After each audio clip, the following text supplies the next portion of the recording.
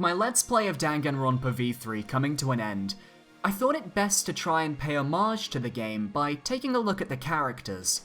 The Danganronpa franchise is known for its colourful cast of diverse and unique ultimates, who each have their own backstories, character arcs, and relationships in each game. And Danganronpa V3 has one of the most compelling casts I've had the pleasure of witnessing. I dislike none of these characters. Every single person has their own quirks and attributes that help me to respect their characters. But I'm not here to talk about every character from the game, that would take too long. So instead, I'm going to focus on my top 5 Danganronpa V3 characters. These are the 5 characters that stood out to me the most, whether it be for their story, their relationships, or just being interesting to live with in the academy.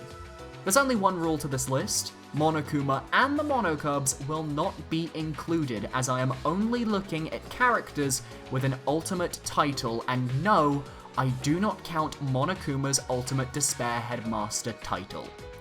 And of course, I will be discussing spoilers, free time events, and more. So there's your spoiler warning. With that, let's begin this interesting list.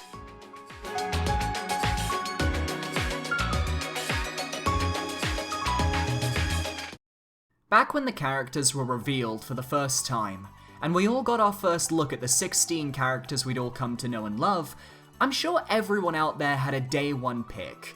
Your waifu or husbando, the person who you think, or want desperately, to survive the killing game.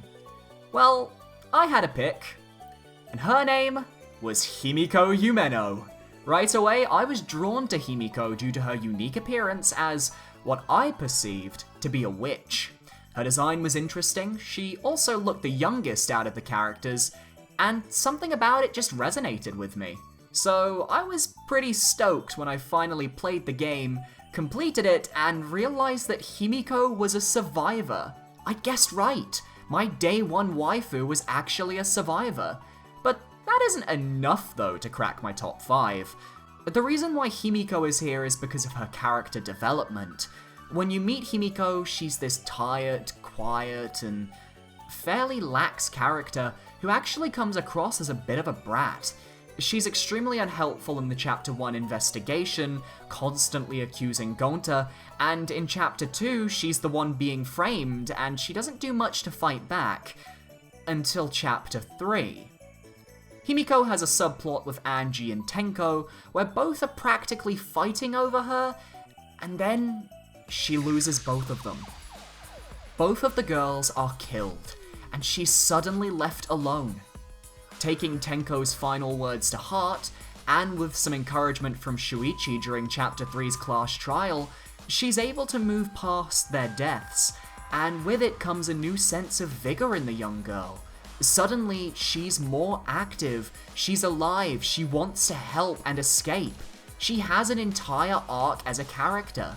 She lives on for Tenko and for Angie, ultimately ending with her role as a survivor and giving Shuichi the biggest clue that leads him to the mastermind's identity, the secret passage in the girls' bathroom. Her free time events admittedly didn't do much for me. It did show how she was using her delusions, shall we say, to cope with her master leaving her, and that was sad in its own right, but Himiko's likability really comes from her growth, and I'm proud that my day one waifu became a strong character by the end of the game.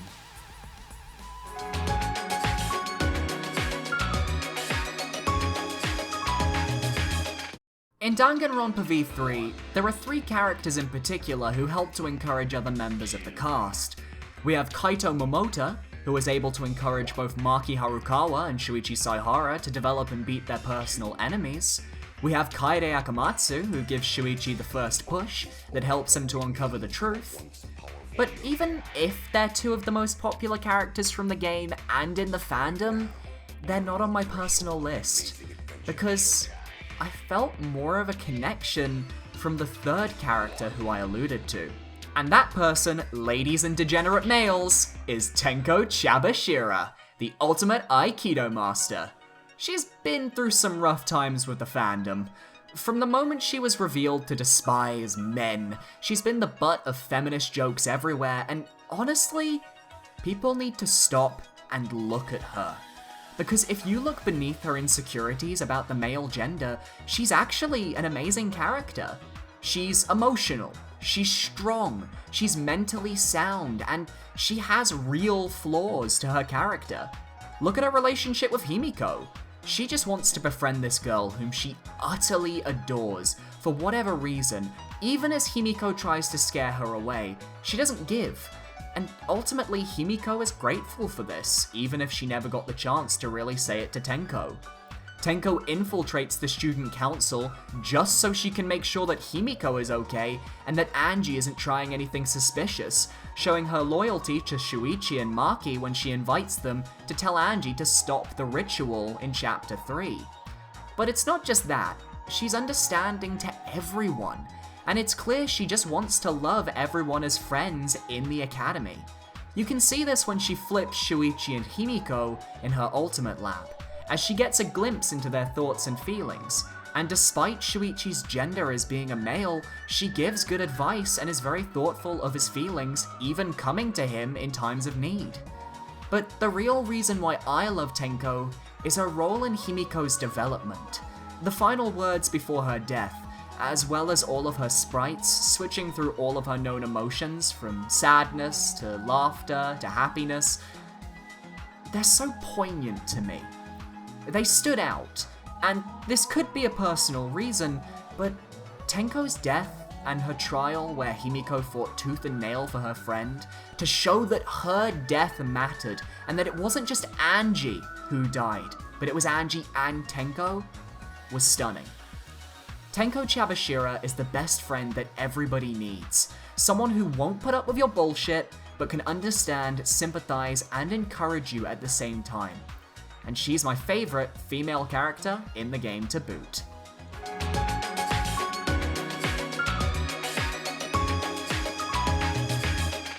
As I alluded to at the end of Tenko's segment, the top 3 characters in this list are male characters. Now that's not to say the rest of the girls are bad, far from it, I just can't help the characters I like. So who's our third best boy?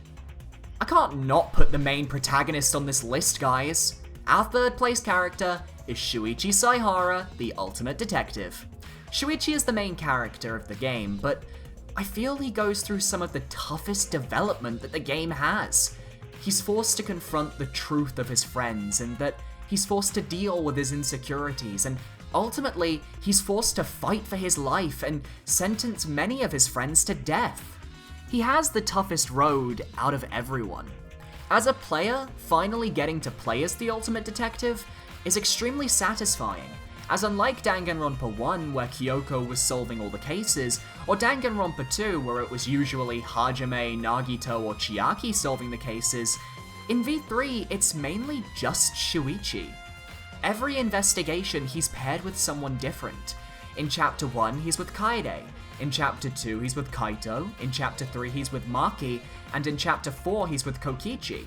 He's even alone in Chapter 5, and in Chapter 6 he has Kibo, Tsumugi, Himiko, and Maki all helping him at once. This is important, as Shuichi's character and his growth is that he learns to lean on his friends and not carry the burden by himself. In Chapter 1, he tries to catch the mastermind on his own with just Kaede to help him. He sets up the trap, does all the work, but Kaede screws with it. He carried the burden, and then the one person he trusted ends up being the culprit. The depression that he goes through is very real.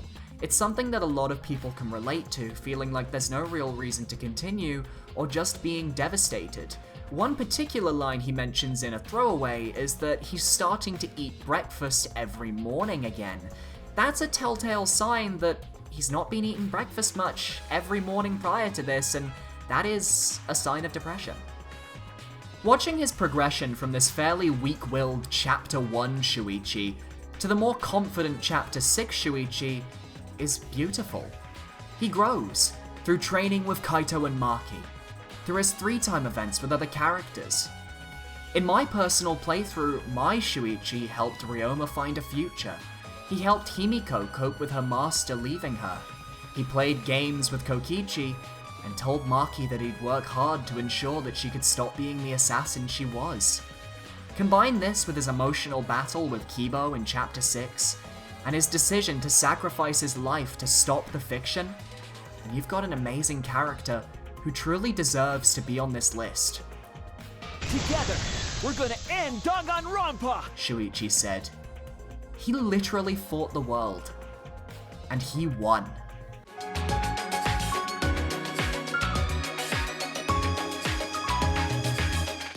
In every Danganronpa game, there's a complex character. Someone who you can't really understand at first glance. Someone whose motives are often shrouded in mystery. In Danganronpa 1, we had Kyoko Kirigiri, an amnesiac who tried to solve the mysteries of Hope's Peak. In Danganronpa 2, we had Nagito Komaeda, a mentally disturbed yet devout follower of Hope who wants nothing more than to eradicate despair as he wishes to see Hope shine. But Danganronpa 3? Man. Kyoko and Komaeda have nothing on Kokichi Oma, the ultimate supreme leader. While Kyoko was thoughtful and ultimately opened up to Makoto about her mission in the first game, and Nagito was insanely sane, for lack of a better term, Kokichi is actually the most grounded of the three characters. He knows what he wants, to end the killing game. He hates it. He despises the killing game if his last words are to be believed. Yet, for the entire game, he spends it lying to the cast, trying to make the game more interesting because he plays to win. He wants to beat Monokuma.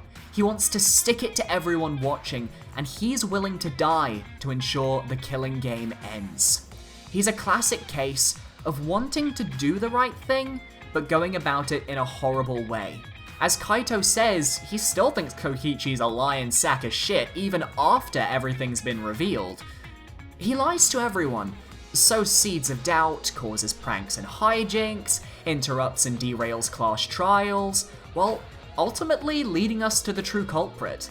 He's a character you can't trust, but at the same time you can, and without him, Shuichi might not have rose to his bait and solved some of the class trials. The group might never have proceeded forwards without Kokichi's prodding. Shuichi describes Kokichi at the end of Chapter 5 as the embodiment of a lie. If Shuichi represents truth and exposing only the truth, the one single truth, then Kokichi is definitely his foil within the game. Someone who represents lies and tries to show how not every lie is bad, and that there's a spectrum. And as for the character himself, he's just a lot of fun. Without Kokichi, things would be fairly dull. He's the catalyst for tons of events within the killing game, such as the bug meet and greet which he manipulates Gonta into hosting, actually manipulating Gonta into committing a murder in Chapter 4, his entire ploy as the mastermind in Chapter 5, and even just his messing around in Chapter 1 where he starts accusing people of being the culprit. And all of this is so he can reach his goals. But as a character that you get to know, he is just fun to be around. He gets the Yu-Gi-Oh! Reference in his FTEs, what with the Shadow Realm. He gets a Batcave with his Ultimate Lab. He's a kid, but he's also really smart, resourceful, and downright sadistic at times. But his motives were never clear. Ultimately, we may never know what his true intentions were, which means even after the game ends, Kokichi is still a mystery. And that's what will keep me thinking about his character long into the future, and why he's number 2 on this list. But who can beat him? We'll find out.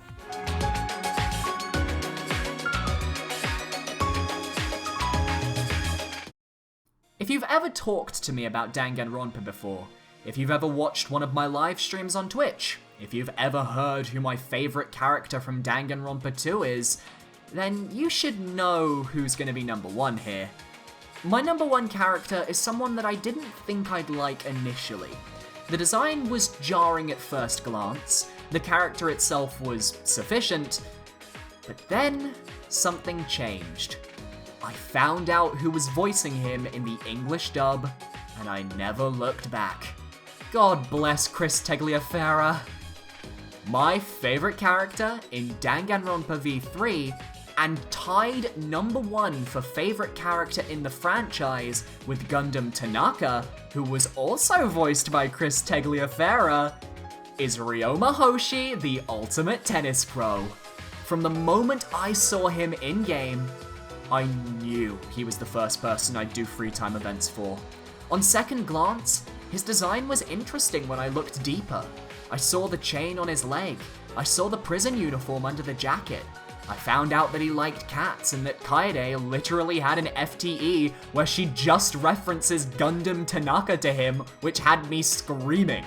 When she called him the edgiest of edgelords, I cried laughing. On my personal Discord at the time, my owner role for my Discord was called Edgelord, and the coincidence, combined with the Gundam Tanaka reference, just enamored me with this character. Not to mention I also own his beanie. When Shuichi takes the reins and we see into Ryoma's past, we discover the tragedy that befell him, that he lost everyone close to him. It hurt. Seeing Ryoma giving up, it was painful. So that last FTE with Shuichi, where they play tennis in his ultimate lab, it meant a lot as a player, as I thought Ryoma's looking to the future now. He had a proper growth arc in his FTEs. And then, the next day in game, we found his dead body. It was at that point that I realized Ryoma was my favorite character because I reacted very strongly to his death. I was upset.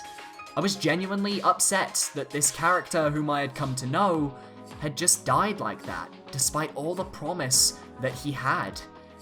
It felt too real. Don't even get me started on his motive video. That was too much. I cried. I let tears out when I realized that Ryoma had nobody on the outside, nobody to look forward to. He'd been told that no one cared about him. And I realized that Kurumi had effectively manipulated him while he was in his darkest place, and realizing that even as he was dying, he probably wanted to live based on the scratches found next to his shower room sink. Yeah, it sucked. Ryoma was the one character in the game that I felt for. A character who had no will to live, but all the support from his friends. I see people like him around me. People who feel they've got no way out, no future to look forward to. And while Ryoma did die in the game, there are people out there in real life who can be saved. I didn't mean for this to get so deep, but there are people out there in the world who are probably feeling down right now, who need help. Maybe leave them a compliment, tell them you care. When a video game character can open your eyes to stuff like that, you know they're special. And there you have it. Ryo Mihashi, the ultimate tennis pro, is my #1 Danganronpa V3 character, and tied favorite Danganronpa character of all time. Thank you for watching.